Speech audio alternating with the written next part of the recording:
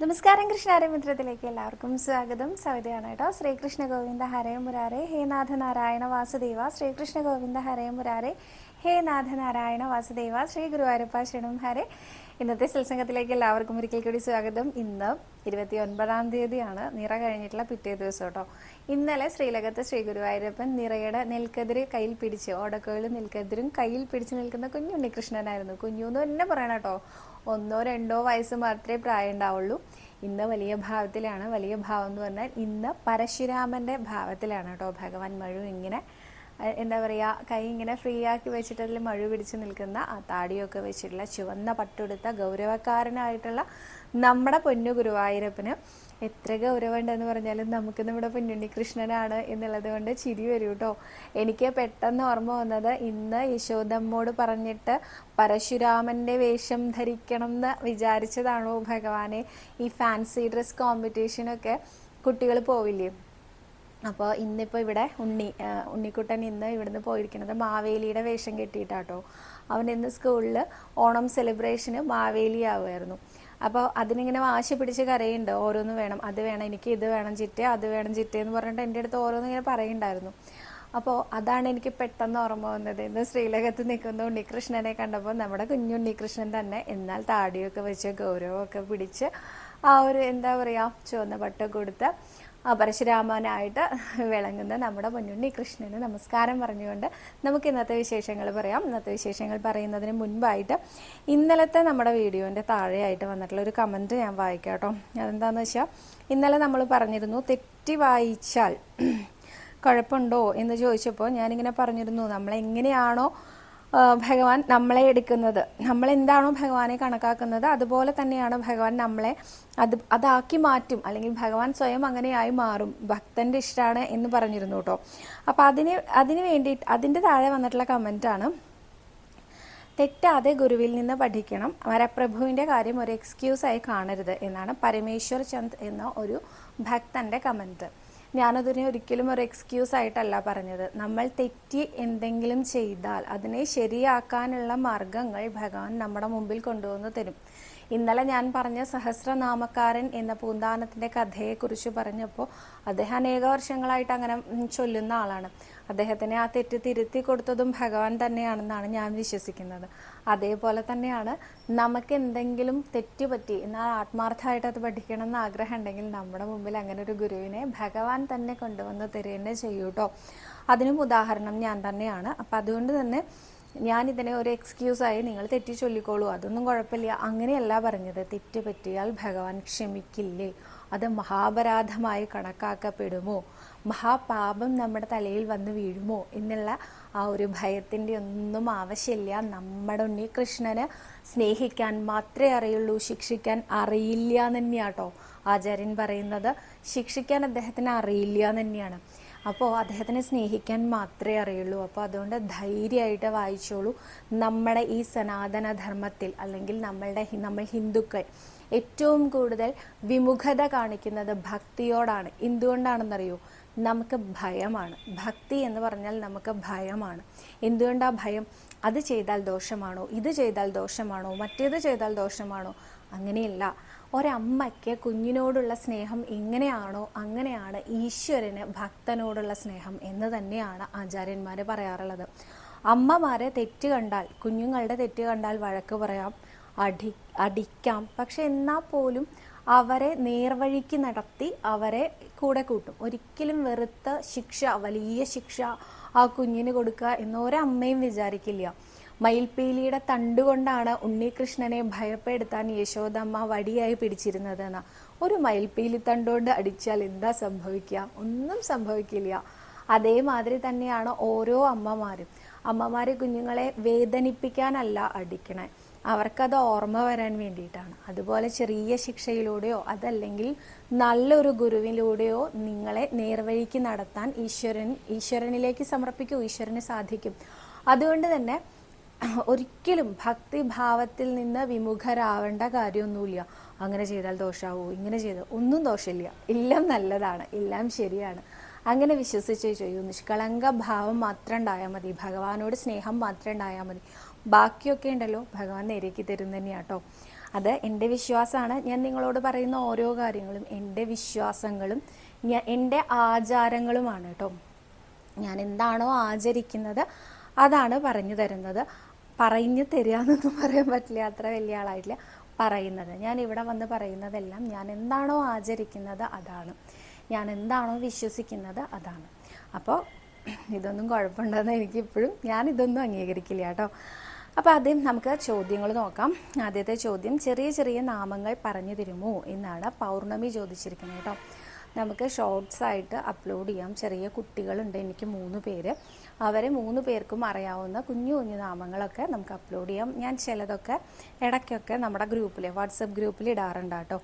WhatsApp ഗ്രൂപ്പിൽ ഇടുന്നത് ആർക്കെങ്കിലും കിട്ടാത്തവരുണ്ടെങ്കിൽ, അല്ലെങ്കിൽ നമ്മുടെ വാട്സപ്പ് ഗ്രൂപ്പിൽ ഇല്ലാത്ത ആളുകളാണെങ്കിൽ 9074501193 എന്ന നമ്പറിൽ മെസ്സേജ് അയച്ചാൽ മതി.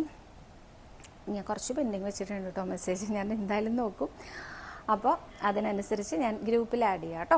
അടുത്ത ചോദ്യം, എന്ത് കാര്യം സാധിക്കാനാണ് വനമാല ചാർത്തുന്നത് എന്നാണ് വിജി എന്ന ഭക്ത ചോദിച്ചിരിക്കുന്നത്. അങ്ങനെയില്ല കേട്ടോ, ഭക്തൻ്റെ ഇഷ്ടമാണ്. വനമാല ചാർത്തുമ്പോൾ നമ്മൾ എന്ത് വഴിപാട് ചെയ്യുമ്പോഴും പ്രേമസ്വരൂപനായ ശ്രീ ഗുരുവായൂരപ്പന് സന്തോഷത്തിനായി ഭവിക്കണമേ എന്ന പ്രാർത്ഥന മാത്രമാണ് നമുക്ക് ആവശ്യമുള്ളത് കേട്ടോ.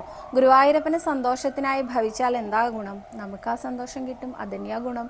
അപ്പോൾ പ്രേമസ്വരൂപനായ ശ്രീ ഗുരുവായൂരപ്പൻ്റെ സന്തോഷത്തിലേക്കായിട്ട് എന്ന് പറഞ്ഞ് ഓരോ വഴിപാടും ചെയ്തു നോക്കൂ. നിങ്ങൾക്ക് എന്താണോ ആവശ്യം അത് ഭഗവാൻ നേടിത്തരുന്നെ ചെയ്യും എന്നാണ്. ഞാൻ എന്താ ഇപ്പോഴും കൂടി ഗുരുവായൂരമ്പലത്തിൽ സപ്താഹം തുടങ്ങിയിട്ടുണ്ട്. തോട്ടം ശ്യാം നമ്പൂതിരിയുടെയാണ്. ഇപ്പോൾ കേട്ടിട്ട് വരികയാണ് കേട്ടോ. അദ്ദേഹം പറഞ്ഞത് ഭഗവാന്റെ ആ ഒരു സ്വരൂപ വർണ്ണന, സ്വഭാവ വർണ്ണന, അതിൽ ആ സ്വഭാവ വർണ്ണനയൊക്കെ കേട്ടാലുണ്ടല്ലോ, നമ്മൾ എന്താ പറയുക, അവിടുന്ന് നേരെ ഇറങ്ങി ശ്രീലകത്തിൻ്റെ മുമ്പിൽ പോയി നിന്ന് കരയാൻ തോന്നും. അത്രയും ഭഗവാൻ കാരുണ്യവർഷം ചൊരിയുന്നവനാണ് എന്നാണ് പറയുന്നത്. അപ്പോൾ വനമാല എന്നില്ല, എന്ത് വഴിപാടും നമ്മൾ ചെയ്യുമ്പോൾ നമുക്കറിയാം നമുക്ക് എന്താ ആവശ്യം എന്ന്. ആ ആവശ്യങ്ങൾ നമ്മൾ ഭഗവാനോട് പറയാം. ഭഗവാൻ അറിയാം നമുക്ക് എന്താ വേണ്ടത് എന്ന്. അപ്പോൾ ഭഗവാൻ അത് തന്നെ അനുഗ്രഹിച്ച് തരും എന്നാണ് പറയണത്. അപ്പോൾ ഇത് പറയുന്ന സമയത്ത് ആചാര്യൻ പറയാറുണ്ട്, പല സനാതന ധർമ്മികളുടെയും വിശ്വാസം പണം സമ്പാദിക്കുന്നത് തെറ്റാണ് എന്നാണ്. എന്നാൽ നമ്മളുടെ വിശ്വാസപ്രകാരം എവിടെയും പണം സമ്പാദിക്കരുത് എന്ന് പറഞ്ഞിട്ടില്ല. ധർമ്മത്തിൽ ഊന്നിക്കൊണ്ട് പണം സമ്പാദിക്കാം എന്നാണ് അത്രേ പറഞ്ഞിരിക്കുന്നത്. ധർമ്മം എന്നുള്ളതാണ് അതിൻ്റെ അടിസ്ഥാനം. എന്നാണോ നമ്മൾ ധർമ്മത്തിൽ നിന്ന് വ്യതിചലിച്ച് പണം നേടാൻ ആഗ്രഹിക്കുന്നത്, അന്ന് മുതൽ നമ്മളെ ഭഗവാൻ കൈവിടും എന്നാണ് പറയുന്നത്. അപ്പോൾ ധർമ്മത്തിൽ ഊന്നിക്കൊണ്ട് പണം നേടാൻ ശ്രമിക്കുന്നത് ഒരിക്കലും ഒരു തെറ്റല്ല, ധാർമ്മികമായ വഴിയിലൂടെ. ഇനി പണം നേടാൻ എന്താ ചെയ്യേണ്ടത് എന്നാണെങ്കിൽ ഭഗവാനോട് പറയാം. ഭഗവാൻ ലക്ഷ്മി വല്ലഭനാണ്. ഈ ലക്ഷ്മി വല്ലഭൻ്റെ മുമ്പിൽ പോയിട്ടല്ലാതെ ആരോടാ നമ്മൾ ചോദിക്കുക എന്നാണ് അദ്ദേഹം ചോദിക്കുന്നത്. അതൊരു ശരിയായ പോയിന്റ് ആട്ടോ. കാരണം എന്താ വെച്ചാൽ അദ്ദേഹം പറയുന്നു, നമ്മളെ ലക്ഷ്മി വല്ലഭനോടല്ലാതെ ഇപ്പോൾ ഭക്തി ഉണ്ടാകുന്നത് എന്തിനാണ്? ഭക്തി ഉണ്ടാകുന്നത് ഓരോരുത്തർക്കും ഓരോ ആവശ്യങ്ങൾക്കാണെന്ന് പറയുന്നു. ഓരോ ആവശ്യങ്ങൾ നേടാനാണ് ഭക്തി ഉണ്ടാവുന്നത്. ഇപ്പോൾ ഒരാൾക്ക് ധനം ഉണ്ടാവണം എന്നാണ് ആഗ്രഹം. അതുകൊണ്ട് അദ്ദേഹം പോയിട്ട് ഭക്തി, അതായത് ഭഗവാന്റെ മുമ്പിൽ പോയിട്ട് ധനം ഉണ്ടാവണേന്ന് പ്രാർത്ഥിക്കുകയാണ്. അടുത്ത് നിൽക്കുന്ന ആൾക്ക് അത്ര ഭക്തിയൊന്നുമില്ല. അദ്ദേഹം ചോദിച്ചു, എന്തിനാ അപ്പം ഭഗവാനോട് ചോദിക്കണേ? നല്ലോണം ധനികനായിട്ടുള്ള ആരോടെങ്കിലും ചോദിച്ചാൽ പോരെ? അതല്ലെങ്കിൽ ലോട്ടറി എടുത്താൽ പോരെ? ലോട്ടറി എടുത്താൽ അടിക്കും എന്ന് ഉറപ്പില്ല, ശരിയാണ്. എന്നാൽ ധനവാനായിട്ടുള്ള ഒരാളോട് ചോദിച്ചാൽ പോരെ? അപ്പോൾ പറഞ്ഞു, ധനവാനായിട്ടുള്ള ഒരാളോട് ഞാൻ പോയി ചോദിച്ചാൽ 1,00,000 രൂപ എനിക്ക് തരുമോ എന്ന് ഞാൻ ചോദിക്കുകയാണ്. അപ്പം അദ്ദേഹം പറഞ്ഞു, ശരി തരാം. എന്നാണ് ഇതെനിക്ക് തിരിച്ചു തരിക? ഈ 1,00,000 രൂപ തന്നു എന്നതിന് എനിക്ക് എന്ത് പണയ വസ്തുവാണ് പകരം തരിക? എത്ര ദിവസത്തിനുള്ളിൽ എനിക്കിത് തിരിച്ചു തരും? എനിക്കിത് തിരിച്ചു തരുമ്പോൾ 1.25 ലക്ഷമായി തരാൻ സാധിക്കുമോ? ഇങ്ങനെ അനേകം ചോദ്യങ്ങളുണ്ട് അല്ലേ? എന്നാൽ നമ്മൾ ഗുരുവായൂരപ്പനോടാണ് പോയി ധനം ചോദിക്കുന്നതെങ്കിലോ, ധനമാണോ നിനക്ക് വേണ്ടത്? നിനക്ക് അത് കിട്ടിയിരിക്കും എന്നാണ്. ഇത് പറയുന്ന സമയത്ത് കുറച്ച് ബുദ്ധിമുട്ടുകൾ സാമ്പത്തികമായിട്ട് അനുഭവിക്കുന്ന അനേകം പേര് ഇത് കാണുന്നുണ്ടാവും കേട്ടോ. പക്ഷെ നിങ്ങളൊന്ന് ആലോചിച്ച് നോക്കൂ, എപ്പോഴെങ്കിലും നിങ്ങൾക്ക് ഭഗവാൻ ഇല്ല എന്ന് തോന്നിയിട്ടുണ്ടോ? എനിക്ക് ഉറപ്പുണ്ട് അങ്ങനെ തോന്നിയിട്ടുണ്ടാവില്ല എന്ന്. കാരണം എന്തെങ്കിലും ഒരു ബുദ്ധിമുട്ട്, ഇപ്പോൾ എൻ്റെ തന്നെ അനുഭവമാണ് കേട്ടോ. ഞാനിപ്പോൾ ഇങ്ങനെ കുറേ പേരെ കാണുന്നുണ്ടല്ലോ. ഇതിൽ ഒരു പെൺകുട്ടി എന്നെ ഫോൺ വിളിച്ചിട്ട് പറഞ്ഞു, ചേച്ചി നല്ല ബുദ്ധിമുട്ടിലാണ്, ഞാനും എൻ്റെ അമ്മയും മാത്രമേ ഉള്ളൂ വീട്ടിൽ, കുറച്ചധികം സാമ്പത്തിക ബാധ്യതകൾ വന്നതുകൊണ്ട് തിങ്കളാഴ്ച എൻ്റെ വീടിൻ്റെ ജപ്തി നടക്കും. ഇത് പറയുന്നത് വെള്ളിയാഴ്ചയാണ് കേട്ടോ. ഞാൻ എന്ത് ചെയ്യണം? ഞാൻ പറഞ്ഞു, കുട്ടി നാമം ജപിക്കൂ, നാരായണനെ മുറുക്കി പിടിക്കൂ, ഗുരുവായൂരപ്പൻ എൻ്റെ കുട്ടിക്ക്, ഗുരുവായൂരപ്പൻ കൈവിടില്ല എന്ന് പറഞ്ഞു. ചേച്ചിക്ക് ഉറപ്പുണ്ടോ? എനിക്ക് ഉറപ്പുണ്ട് എന്ന് പറഞ്ഞു. കുറച്ച് കഴിഞ്ഞ് തിങ്കളാഴ്ച ഒരു 11 മണിയോടെ ആ കുട്ടിയുടെ കോൾ എനിക്ക് വരികയാണ്. ചേച്ചി ജപ്തി മാറ്റി വെച്ചു. എന്താ കാരണം? ഏതാണ്ടൊരു 4-5 ലക്ഷം രൂപയാണ് കൊടുക്കാനുള്ളത്. അതിലൊരു തുക കുറച്ച് പേര് ചേർന്ന് പിരിച്ച്, ഈ അമ്മയുടെയും മകളുടെയും ബുദ്ധിമുട്ട് കണ്ടിട്ട് കുറച്ച് പേര് ചേർന്ന് പിരിച്ചെടുത്ത ആദ്യ ഗഡു എന്ന രീതിയിൽ അടച്ചിട്ടുണ്ട്. എന്നിട്ട് ഞങ്ങൾക്ക് കുറച്ച് സാവകാശവും തന്നിട്ടുണ്ട്. അതുകൊണ്ട് ഇന്ന് ഇവിടുന്ന് ഇറങ്ങേണ്ടി വന്നില്ല എന്നാണ് പറയുന്നത്. അപ്പോൾ ഒന്ന് ആലോചിച്ച് നോക്കൂ, അവർക്ക് വലിയൊരു എന്താ പറയുക തുക ലോട്ടറി അടിച്ചിട്ടോ അല്ലെങ്കിൽ അവർ കോടീശ്വരം ആയിട്ടൊന്നുമല്ല, പക്ഷെ അവർക്കൊരു ബുദ്ധിമുട്ടില്ലാതെ ആരാ അവിടെ വന്ന് രക്ഷിച്ചത്? നമുക്ക് തൊട്ടപ്പുറത്ത് താമസിക്കുന്ന അയൽവാസിക്ക് ഉപ്പ് കൊടുക്കാൻ വരെ മടിയുള്ള ആളുകളായി മാറിയിരിക്കണു നമ്മൾ. അങ്ങനെയുള്ള ഈ കാലഘട്ടത്തിലാണ് കുറച്ച് സന്മനസ്സുകൾ ചേർന്ന് ആദ്യ ഗഡു എന്ന രീതിയിൽ ഒരു തുക അടച്ച് അവരെ ആ ജപ്തിയിൽ നിന്ന് രക്ഷിച്ചത്. ഇത് മറ്റാരുമല്ല കേട്ടോ, ഗുരുവായൂരപ്പൻ തന്നെയാണ്. അപ്പം അതുകൊണ്ടാണ് പറയുന്നത്, ഗുരുവായൂരപ്പനെ ആശ്രയിച്ചോളൂ. അത് ഇന്ന കാര്യത്തിന് ഇന്ന വഴിപാട് എന്നില്ല. നിങ്ങളുടെ ആഗ്രഹം എന്താണോ അത് പറഞ്ഞ് നിങ്ങളുടെ ഇഷ്ടം എന്താണോ അത് ഭഗവാന് സമർപ്പിക്കൂ. ബാക്കി വരുന്നതെല്ലാം ഉണ്ടല്ലോ അത് ഗുരുവായൂരപ്പൻ നോക്കിക്കോളും എന്നാണ് അടുത്ത ചോദ്യം കേട്ടോ. തലവേദന മാറാൻ എന്താണ് അവിടെ ഭഗവാന് ചെയ്യേണ്ടത് എന്ന് പറയണം. ശ്രീദേവി ഉല്ലാസാണ് ചോദിച്ചിരിക്കുന്നത്. മുമ്പും ചോദിച്ചിരുന്നു എന്ന് പറഞ്ഞു. ഞാൻ ഇടയ്ക്ക് ചോദ്യോത്തരങ്ങളൊക്കെ നിർത്തി വെച്ച കാരണം കൊണ്ടാണ് എനിക്കിതൊന്നും കാണാൻ പറ്റാഞ്ഞത്. ശ്രീദേവി ചേച്ചി, തലവേദനയ്ക്ക് ഇവിടെ തല എടുത്ത് വെക്കുക എന്നുള്ളൊരു വഴിപാടുണ്ട്. ആൾരൂപം എടുത്ത് വയ്ക്കുന്ന സ്ഥലത്ത് തല, കയ്യ്, കണ്ണ്, കാല്, മൂക്ക്, വൃക്ക, കരള്, ഹാർട്ട്, ഇങ്ങനെ നമ്മുടെ മനുഷ്യ ശരീരത്തിലുള്ള ഒരുവിധം അവയവങ്ങളുടെയും ഒരു പ്രതിരൂപം അവിടെ ഉണ്ട്. അതെടുത്ത് അവിടെ തന്നെ പ്രാർത്ഥിച്ചുകൊണ്ട് വെച്ച് നമ്മുടെ യഥാശക്തി എത്രയാണോ നമ്മൾ മനസ്സിൽ ഉദ്ദേശിക്കുന്നത് അങ്ങനെ ഒരു തുക ഭണ്ഡാരത്തിൽ നിക്ഷേപിച്ചാൽ മതിയാവും കേട്ടോ.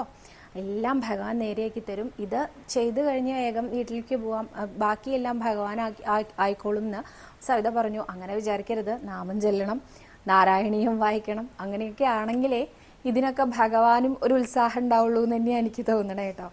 അടുത്ത ചോദ്യം, വനിത എന്നൊരു ഭക്ത വെച്ചിട്ടുണ്ട്, ഭഗവാന്റെ ഒരു ദിവസം നിർമ്മാല്യം മുതൽ തൃപ്പുക വരെയുള്ള പൂജകളൊന്ന് പറയാമോ? ഞാൻ മുമ്പ് ഇതുപോലെ പറഞ്ഞിരുന്നു, സവിത കണ്ടില്ലെന്ന് തോന്നുന്നു. ഞാൻ കണ്ടിരുന്നു വനിത ചേച്ചി. ഇത് നമ്മളുടെ ചാനൽ തുടങ്ങിയിട്ട് ആകെ ഇപ്പോൾ 4 മാസത്തോളം മാത്രമേ ആയിട്ടുള്ളൂ. അപ്പം നമ്മുടെ ചാനലിൽ വളരെ കുറച്ച് വീഡിയോസേ ഉള്ളൂ. അതുകൊണ്ട് മാത്രമാണ് ഞാനിപ്പോൾ ഇങ്ങനെ ഒരു ആൻസർ പറയുന്നത്. ചേച്ചി, നമ്മൾ മുമ്പേ ഈ വീഡിയോ ചെയ്തിട്ടുണ്ട്. നിർമ്മാല്യം മുതൽ തൃപ്പുക വരെയുള്ള എല്ലാ പൂജകളും അതിൻ്റെ സവിശേഷതകളും അടങ്ങുന്ന ഒരു വീഡിയോ നമ്മൾ ചെയ്തിട്ടുണ്ട്. ചാനലിൽ ഒന്ന് കയറി നോക്കാൻ പറ്റുമോ? കാരണം ഞാനിങ്ങനെ പറയാറില്ല കേട്ടോ, വീണ്ടും ചെയ്യാറാ പതിവ്. ഇന്നിപ്പോൾ ചെയ്യാത്തത് എന്താ വെച്ചാൽ നമ്മൾ ഓൾറെഡി ചെയ്ത് വെച്ചിട്ടുണ്ട്, തൊട്ടടുത്ത് തന്നെ ഉണ്ട്, കുറച്ച് വീഡിയോസ് അല്ലേ ആയിട്ടുള്ളൂ. അതുകൊണ്ടാണ് ഒന്ന് നോക്കി നോക്കൂ കേട്ടോ. കിട്ടിയിട്ടില്ലെങ്കിൽ എനിക്ക് മെസ്സേജ് അയച്ചോളൂ, ഞാൻ ലിങ്ക് അയച്ചു തരാം. 9074501193 എന്നുള്ള നമ്പറിലേക്ക് മെസ്സേജ് അയച്ചോളൂ കേട്ടോ. അപ്പോൾ ഞാൻ ലിങ്ക് അയച്ചു തരാം. അടുത്തത് ശാലിനി സുരേഷ് എന്നൊരു ഭക്ത ചോദിച്ചിട്ടുണ്ട്, സഹസ്രനാമം എപ്പോഴും വായിക്കാമോ? എപ്പോഴും വായിക്കാം, ശുദ്ധമായിരിക്കണം എന്ന് മാത്രമേ ഉള്ളൂ കേട്ടോ. പല ആചാര്യന്മാർ പല പല രീതിയിലാണ് പറയുന്നത്. നമ്മൾ ആരുടെ ഭാഗമാണോ, അതായത് നമ്മളുടെ ഗുരു ആരാണോ അവരെന്താണോ പറയുന്നത് അതാണ് നമ്മൾ ആചരിക്കുക. അപ്പം ഞാൻ കേട്ടിരിക്കുന്നത് സഹസ്രനാമം, ഭഗവത്ഗീത, ഭാഗവതം, ലളിതാ സഹസ്രനാമം, അങ്ങനെ നാരായണീയം, ഇങ്ങനെയുള്ള എല്ലാ ഗ്രന്ഥങ്ങളും നമ്മൾ ശുദ്ധമായിട്ട് മാത്രമേ കൈകാര്യം ചെയ്യാൻ പാടുള്ളൂ എന്നുള്ളതാണ്. അപ്പം എന്നെ പഠിപ്പിച്ചിരിക്കുന്നത് അങ്ങനെയാണ് എന്നുള്ളത് കൊണ്ട് ഞാൻ പറയുമ്പോൾ എപ്പോഴും ശുദ്ധമായിട്ട് വേണം കൈകാര്യം ചെയ്യാൻ എന്ന് തന്നെയാണ് പറയാം. എന്നാൽ ഈ അടുത്ത കാലത്ത് എന്നോട് മൊബൈലിൽ ഈ ഒരു സംശയം ചോദിച്ചിരുന്നു ഒരു ചേച്ചി. പക്ഷെ ഞാൻ ആ മെസ്സേജ് കണ്ടില്ല. ആ മെസ്സേജ് ഞാൻ കാണുന്നത് കുറച്ച് നേരം വൈകിട്ടായിരുന്നു. അപ്പോൾ ഞാൻ കുറച്ച് നേരം കഴിഞ്ഞിട്ടും കാണുന്നില്ല. സാധാരണ ഞാൻ 2-3 ദിവസമൊക്കെ എടുക്കാറുണ്ട് കേട്ടോ മെസ്സേജ് കാണാൻ. പക്ഷെ ഇതൊരു 1 മണിക്കൂർ ഗ്യാപ്പേ ഉണ്ടായിരുന്നുള്ളൂ. ആ 1 മണിക്കൂർ കഴിഞ്ഞ് ഞാൻ ആ മെസ്സേജ് കണ്ട സമയത്ത് ആ ചേച്ചി എനിക്ക് അടുത്ത മെസ്സേജ് അയച്ചിരിക്കുകയാണ്. സവിതയുടെ മറുപടി ഒന്നും കാണാഞ്ഞപ്പോൾ ഞാൻ ഭഗവാന്റെ മുമ്പിൽ നറുക്കെടുത്ത് ചോദിച്ചു, ലോട്ടിട്ട് നോക്കി, ശുദ്ധമല്ലാതെ ഇരിക്കുന്ന സമയമാണ്, ഈ സമയത്ത് ഞാൻ നാരായണീയം വായിക്കാൻ പാടുമോ എന്ന് നോക്കിയപ്പോൾ അങ്ങനെ ചെയ്യാം എന്നാണ് ഞാൻ കണ്ടത് എന്ന് പറഞ്ഞു. അപ്പോൾ അത് ഭഗവാനിൽ നിന്ന് അവർക്ക് കിട്ടിയിട്ടുള്ള ആൻസറാണ് കേട്ടോ. അപ്പോൾ ഓരോ ആളുകൾ വിശ്വസിക്കുന്നത് ഓരോ രീതിയിലാണ്. എൻ്റെ ആചാര്യൻ എനിക്ക് പറഞ്ഞു തന്നിരിക്കുന്നത് ശുദ്ധമായിട്ട് മാത്രമാണ് ഭാഗവതവും നാരായണീയവും സഹസ്രനാമവും ഇതെല്ലാം ചെയ്യാൻ പാടുള്ളൂ എന്നാണ്. എന്നാൽ ഹരിനാമ കീർത്തനം, നാരായണനാമം, ഹരിരാമ മന്ത്രം ഇതൊക്കെ നമുക്ക് പീരീഡ്സ് ടൈമിൽ പോലും ചൊല്ലാം എന്നും കേട്ടിട്ടുണ്ട്.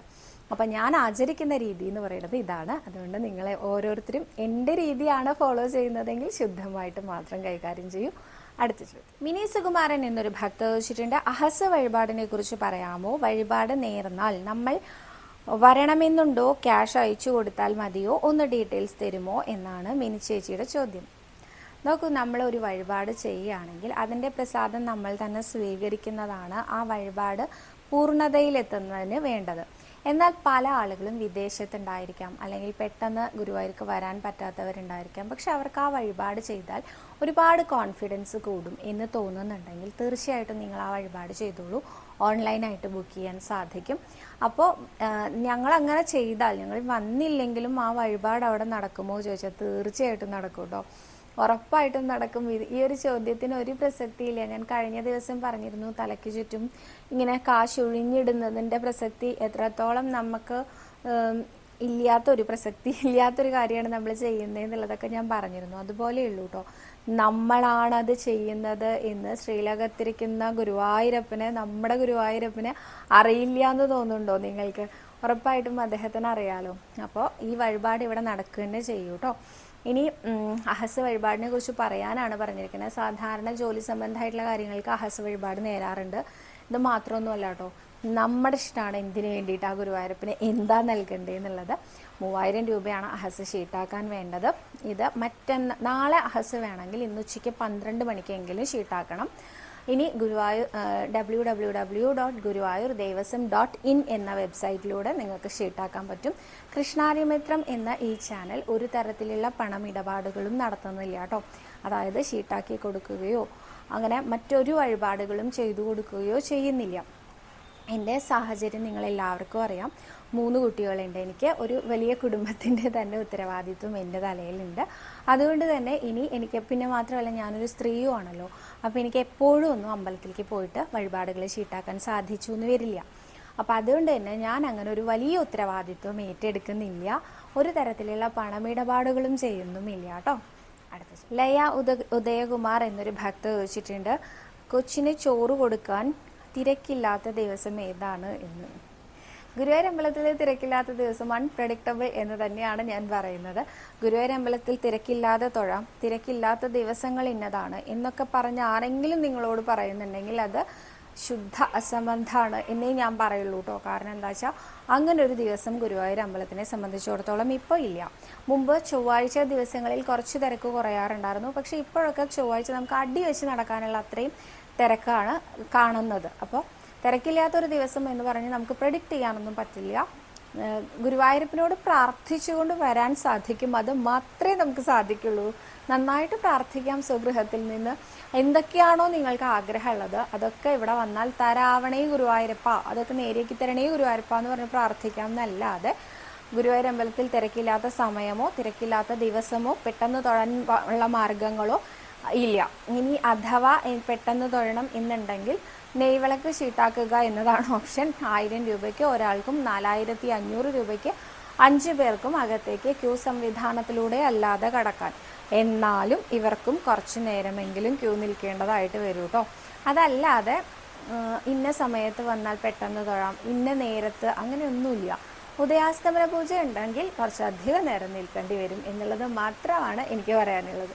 അടുത്ത ചോദ്യം, പത്മ എന്നൊരു ഭക്ത ചോദിച്ചിട്ടുണ്ട്, ഗുരുവായൂരപ്പന് ഓണക്കോടി സമർപ്പിക്കുന്നില്ലേ എന്ന്. ഓണക്കോടി ഞാൻ സമർപ്പിക്കുന്നുണ്ട് ഗുരുവായൂരപ്പന്. ഓണത്തിന്, വിഷുവിന്, പിറന്നാളിന് ഒക്കെ കോടി സമർപ്പിക്കാറുണ്ട് കേട്ടോ. അത് പറഞ്ഞ സമയത്ത് ഞാൻ എൻ്റെ ഒരു പേഴ്സണൽ അഭിപ്രായം അല്ലെങ്കിൽ അനുഭവം പറയാം കേട്ടോ. ഒരിക്കൽ ഈ ഓണവും അതുപോലെ തന്നെ ഗുരുവായൂരപ്പൻ്റെ പിറന്നാളും രണ്ടും അടുത്തടുത്താണ് വരാറ്. അപ്പോൾ ഒരിക്കൽ ഞാൻ പറഞ്ഞു ഗുരുവായൂരപ്പന് ഓണത്തിന് ഒരു കോടി, അതുപോലെ തന്നെ ഭഗവാന്റെ പിറന്നാളിന് ഇങ്ങനെ 2 പ്രാവശ്യം കൊടുക്കാവുന്നത് അടുത്തടുത്ത ദിവസങ്ങളിലാണ് ഏതോ ഒരു വർഷം ഓണവും അതുപോലെ അഷ്ടമിരോഹിണിയും വന്നത്. അപ്പം ഞാൻ പറഞ്ഞു ഭഗവാനെ രണ്ടും കൂടി ഞാൻ ഒരു ദിവസം കൊണ്ടുവരാം, ഓണത്തിനോ അല്ലെങ്കിൽ അഷ്ടമിരോഹിണിക്കോ ഏതെങ്കിലും ഒരു ദിവസം കൊണ്ടുവരാം കേട്ടോ. ഒരു കോടിയാണ് ഇപ്രാവശ്യം ഞാൻ കൊണ്ടുവരുന്നത് എന്ന് പറഞ്ഞു കേട്ടോ. ഇത് പറഞ്ഞിട്ട് ഞാൻ സാധാരണ ഒരു ഡബിൾ മുണ്ടാണ് എണ്ടിനും വാങ്ങാറ് കേട്ടോ. ഒരു ഓണക്കോടിക്കാണെങ്കിലും ഭഗവാന്റെ പിറന്നാളിനാണെങ്കിലും ഒരു ഡബിൾ വാങ്ങി ഭഗവാന്റെ നടയിൽ വെക്കുക. അതാണ് എൻ്റെ ഒരു സമ്പ്രദായം. അപ്പോൾ ആ വർഷം ഞാൻ പോയിട്ട് കടയിൽ പോയി പാക്ക് ചെയ്യാൻ പറഞ്ഞെടുത്ത ആ ഒരു ഡബിൾ ഉണ്ടല്ലോ, അതിന് 2 ഇരട്ടി വിലയായിരുന്നു കേട്ടോ. കാരണം ഞാനത് എടുത്തിട്ട് ഇത് പാക്ക് ചെയ്തോളൂ എന്ന് പറഞ്ഞു. കാണാൻ നല്ല ഭംഗിയുണ്ടെന്ന് കണ്ടിട്ടാണ് അത് പാക്ക് ചെയ്തോളൂ എന്ന് പറഞ്ഞത്. അപ്പോൾ അവർ പറഞ്ഞു, ഇതന്നെയാണോ, ഞാൻ സാധാരണ മുണ്ടുകളെ എടുക്കാറുള്ളൂ, ഇതന്നെയാണോ വേണ്ടത്? ഇത് തന്നെ എടുത്തോളൂ, പാക്ക് ചെയ്തോളൂ എന്ന് പറഞ്ഞിട്ട് ബില്ല് വന്നപ്പോൾ ഞാൻ ശരിക്കും കണ്ണ് തള്ളിപ്പോയി. ഇത് ഇത്രയും വിലയുണ്ടായിരുന്നു എന്ന് ചോദിച്ചപ്പോൾ പറഞ്ഞു, ഇത് ഒറിജിനൽ കൈത്തറി മുണ്ടാണ്.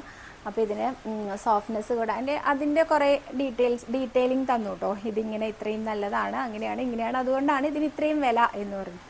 അപ്പോൾ ഞാനിത് കേട്ടപ്പോൾ പറഞ്ഞു, അല്ല ഞാൻ സാധാരണ മുണ്ടാണ് ഉദ്ദേശിച്ചത് എന്ന് പറഞ്ഞിട്ട് ഞാൻ അതെടുത്ത് മാറ്റുമ്പോഴാണ് എനിക്ക് ഓർമ്മ വന്നത് 2 മുണ്ടാണ് ഞാൻ കൊടുക്കാറുള്ളത്. അതാണ് ഞാൻ ഒന്നാക്കി ചുരുക്കിയത്. അങ്ങനെ ചുരുക്കിയാൽ നമ്മുടെ ഉണ്ണികൃഷ്ണൻ അത് വേണ്ടാന്ന് വെക്കുമോ? അതുകൊണ്ടായിരിക്കാം ഇരട്ടി വിലയുള്ളത് ഞാനന്ന് എടുത്തത്. അതെടുത്ത് കഴിഞ്ഞപ്പോൾ ഞാൻ പറഞ്ഞു, ശരി എന്നാൽ ഇത് തന്നെ മതി എന്ന് പറഞ്ഞ് ഞാൻ ഗുരുവായൂരപ്പന് അത് തന്നെയായിരുന്നു ആ വർഷം സമർപ്പിച്ചത്. അപ്പം ഞാൻ സമർപ്പിക്കുന്നുണ്ട്, അതല്ലാതെ കൃഷ്ണാര്യമിത്രത്തിലൂടെ നമ്മൾ സമർപ്പിക്കുന്നില്ല. ഞാൻ പറഞ്ഞല്ലോ, പണമിടപാടുകൾ ചെയ്യുന്നില്ല അല്ല കേട്ടോ. അടുത്ത ചോദ്യം. ഇന്ദിര എന്നൊരു ഭക്ത ചോദിച്ചിട്ടുണ്ട്, സവിത, എൻ്റെ മോനും ഞാനും ഭഗവാനെ കാണാൻ വന്നാൽ ചുറ്റമ്പലത്തിൽ നിന്നാണ് കണ്ണനെ തൊഴുന്നത്. ക്യൂ നിന്ന് ഭഗവാന്റെ നാലമ്പലത്തിൽ പോവാറില്ല, അതുകൊണ്ട് വലിയ ദോഷം എന്തെങ്കിലും ഉണ്ടോ എന്നാണ് ചോദ്യം കേട്ടോ. ആചാര്യൻ പറയും, ശ്രീലകത്ത് മാത്രമേ ഉണ്ണികൃഷ്ണനുള്ളൂ എന്ന് വിചാരിച്ചാൽ ഇടുങ്ങിയ ചിന്താഗതി എന്നേ പറയാനുള്ളൂ എന്ന്. ആചാര്യൻ നാരായണീയത്തിൻ്റെ ആ ഒരു മാഹാത്മ്യം പറയുമ്പോൾ പറയും, ഉണ്ണിയായ കൃഷ്ണൻ ഓടി ആ എടത്തരികത്ത് കാവിലമ്മയുടെ അകത്ത് കെട്ടുംപടിയുടെ അവിടെ, അതായത് വാതിൽ മാടത്തിൻ്റെ അവിടെ നിൽക്കുകയായിരുന്നു എന്നും, തെക്കേ വാതിൽ മാടത്തിലെ ആ ഉഗ്രരൂപി കാളിയുടെ കളം എഴുതുന്ന സമയത്ത് ഭഗവാൻ നോക്കി നിന്നിരുന്നു എന്നൊക്കെ പറയാറില്ലേ. അപ്പോൾ അതുമാത്രമല്ല കേട്ടോ, കൂത്തമ്പലത്തിലും ഭഗവാൻ ഓടിക്കളിക്കുന്ന സ്ഥലമാണെന്ന് ഈ അടുത്ത കാലത്ത് കഴിഞ്ഞ പ്രശ്നം വെബിൽ പോലും പറഞ്ഞിരുന്നു. അപ്പോൾ അവിടെ ഗുരുവായൂർ അമ്പലത്തിൽ എവിടെ നോക്കിയാലും നമുക്ക് ഗുരുവായൂരപ്പൻ്റെ സാന്നിധ്യം കാണാൻ തന്നെ സാധിക്കും. അനേകം ഭക്തർക്ക് അങ്ങനെയുള്ള പല അനുഭവങ്ങളും ഉണ്ടായതായിട്ട് നമ്മളോടൊക്കെ പങ്കുവയ്ക്കാറുണ്ട്. ഞാനും നിങ്ങളുടെ അടുത്ത് പങ്കുവച്ചിരുന്നു, നിർമ്മാല്യവും നീലാംബരിയിലൂടെയും. അത് വേറൊന്നും ആയിരുന്നില്ല, അനലക്ഷ്മി ഹാളിൽ ഭക്ഷണം കഴിക്കാൻ വേണ്ടി വരുന്ന ഒരു